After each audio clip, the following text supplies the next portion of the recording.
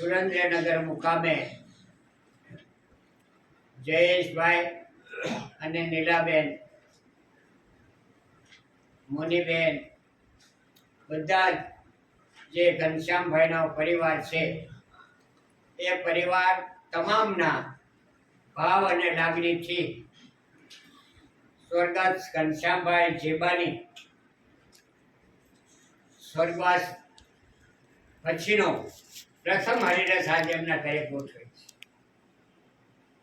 હરિરસ દ્વારકાધીશ કૃષ્ણ પરમાત્માની ઉપાસનાનો ગ્રંથ, અને એવા ઘરે કે જે ઘરે હંમેશા સત્સંગ, ભક્તિ, ભાવ અને શ્રદ્ધા વસેલી છે એવો પરિવાર મેકરણ બાપુ જીબા, મૂળીના જીબા વર્ષો સુધી એ જમાનામાં આજથી 50-60 વર્ષ પહેલા ગ્રેજ્યુએશન કરી અને શૈક્ષણિક જગતમાં હાઈસ્કૂલમાં પોતે મૂળીમાં આખી જિંદગી ઇંગ્લિશના ટીચર તરીકે એ જમાનામાં જેને વિચારેલી, એમનું શિક્ષણ, એમનું ભણતર, એમના સંસ્કાર, એમના ગુણ, એના માટે તો વખાણ કરવા માટે આપણે એનો વાત કરવા માટે પણ બહુ નાના છે. એટલા પવિત્ર જીવન ધારણ કરી જેને આજીવન મૂળીમાં વસવાટ કર્યો અને રાધા કૃષ્ણ દેવની અટૂટ શ્રદ્ધા, શ્રીજી મહારાજની, ઘનશ્યામ મહારાજની અટૂટ શ્રદ્ધા સાથે આજીવન પોતાનું જીવન સત્સંગમય વિતાવ્યું.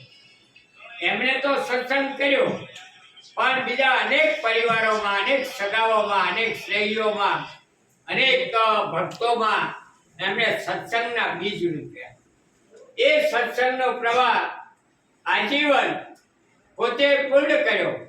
એ તો ઠીક, પણ એમના બા જે અછુબામાં હતા, છેલ્લી અવસ્થા છે 85-90 વર્ષની ઉંમરે પણ એ મહારાજ શ્રી રાધા કૃષ્ણ દેવની પૂજાને માળા કર્યા વિના પાણી પણ નહોતા.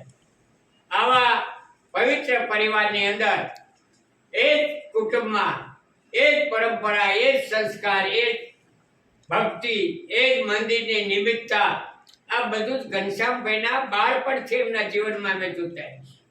અમે હાવ નાના, અમારાથી ઘનશ્યામભાઈ મોટા, પણ ઘનશ્યામભાઈ જ્યારથી સમજણા થયા ત્યારથી રોજ સવારમાં વહેલા જાગી 7 વાગે સ્વામિનારાયણ મંદિર જાય, ત્યાં સ્નાન કરી, ભગવાનના દર્શન કરી, માળા કરી, પૂજાપાઠ કરી, ઘરે આવી તૈયાર થઈને પાછા નોકરી ગયા. ભણી લીધા પછી એમને નોકરી પર જ્યાં મેકરણ બાપુએ મૂળીમાં આજીવન નોકરી કરી, એવું ઘનશ્યામભાઈ આજીવન મૂળીમાં નોકરી. મૂળી તાલુકા પંચાયતની અંદર સિનિયર ઓડિટર તરીકે, સિનિયર ડેપ્યુટી એકાઉન્ટન્ટ તરીકે પોતે નિષ્ઠાવાન, અનેક કેરસીટી, કરોડો રૂપિયાના કેરસીટીના કામ. એ જમાનામાં દુષ્કાળગ્રસ્ત વિસ્તાર, ઉપરા ઉપરી બીજે ત્રીજે વર્ષે દુષ્કાળ પડે અને આખા તાલુકામાં હજારો માણસો જે કેરસીટીના કામમાં છે એ બધાનું નિરીક્ષણ, એ બધાના પૈસા સપડા કરવાના, સરકારની મૂડી બધા સુધી, ગરીબને ગરીબ માણસો સુધી એને એવી સેવા કરી કે આખી તાલુકા પંચાયત અને જિલ્લા પંચાયતમાં એક ઘનશ્યામભાઈની એક મોટું નામ હતું. નિષ્ઠાવાન અને પ્રમાણિક કોઈ જો એકાઉન્ટન્ટ હોય આખા ડિસ્ટ્રિક્ટ લેવલે તો એ ઘનશ્યામભાઈ હતા. અને એ જ ઘનશ્યામભાઈ પાછા સત્સંગ, અમે બધા, હું, નટુભાઈ, અમારા ગઢવાડાના, અમારી એડીના બધા નાના છોકરાઓ બધા દરરોજ સાંજે સ્વામિનારાયણ મંદિરની અંદર ઘનશ્યામ મહારાજની મૂર્તિ અમે જ્યાં સત્સંગ થાય, રોજ સાંજે સત્સંગ સભા થાય, અને એમાં અમે બધા રેગ્યુલર જવાવાળા. એમાં સુંદર ધારથી ઘનશ્યામભાઈ છે, આપણા અનોપસિંહ સાહેબ છે, આ બધા ગૌરવે.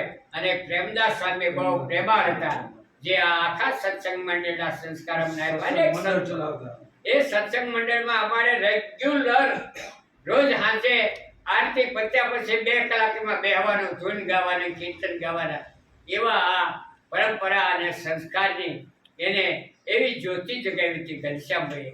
પોતાનું કુટુંબ, પોતાની નોકરી, પોતાનો પરિવાર, પોતાનું ફરજ એ બધા નિભાવી અને સરકારની ફરજમાં પણ એટલા નિષ્ઠાવાન.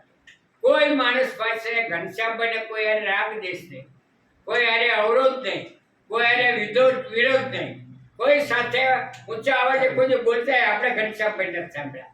એવા સજ્જન ચારણ આપણા પરિવારના, આપણા કુટુંબના, આપણે બધા જ એના નજીકતા છીએ.